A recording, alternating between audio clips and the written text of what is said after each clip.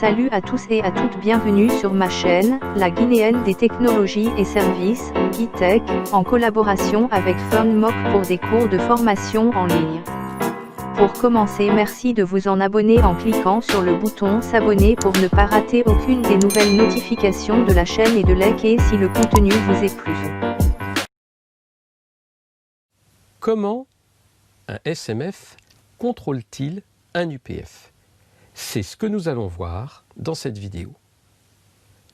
Pour permettre à un SMF de contrôler un UPF, on définit un protocole spécifique appelé PFCP pour Packet Forwarding Control Protocol. Des SMF ou des UPF peuvent démarrer dynamiquement dans le réseau. Il faut donc permettre à chacun de se connaître.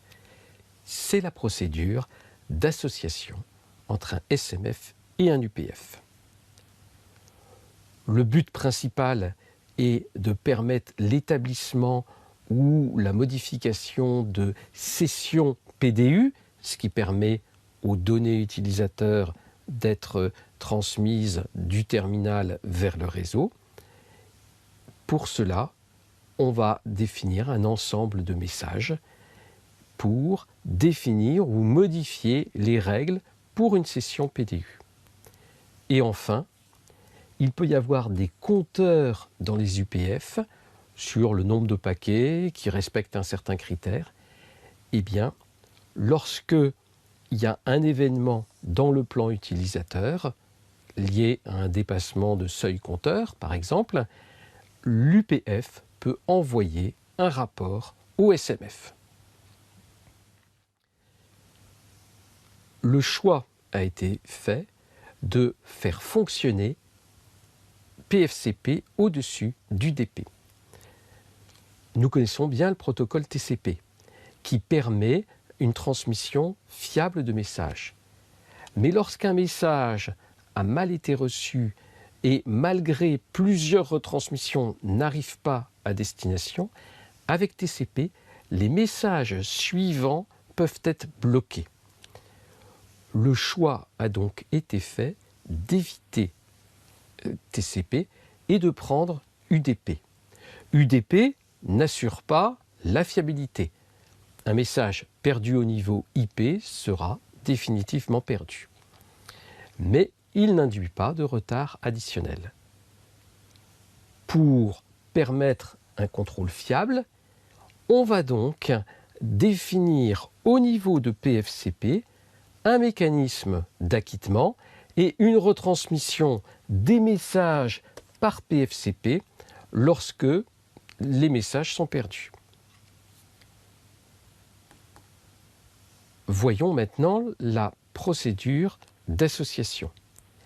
Elle est généralement déclenchée à l'initiative du SMF qui veut prendre le contrôle d'un UPF. Le SMF va envoyer un message, Association Setup Request. Il va placer une identité unique et va envoyer la liste des caractéristiques du traitement qu'il fait dans le plan contrôle. En réponse, l'UPF va indiquer son identité unique et également la liste des caractéristiques de la façon dont il traite les données dans le plan utilisateur. Un exemple de caractéristique est par exemple l'allocation du TEID, qui peut être faite soit par le SMF, soit par l'UPF. Il ne faut pas oublier qu'un SMF peut contrôler plusieurs UPF. Il y a donc de multiples associations possibles. On a évidemment des procédures voisines de mise à jour d'association ou de fin d'association si, par exemple, un UPF s'arrête. La procédure d'association est faite peu fréquemment. Le but principal, c'est quand même d'établir des sessions PDU, c'est-à-dire des tunnels. il faut bien être conscient qu'il peut y avoir des centaines de milliers ou des millions de tunnels gérés par un UPF. Il faut repérer de manière unique chaque tunnel et donc chaque session PDU. On a dans le plan utilisateur le TUID qui identifie de manière unique, localement, un tunnel.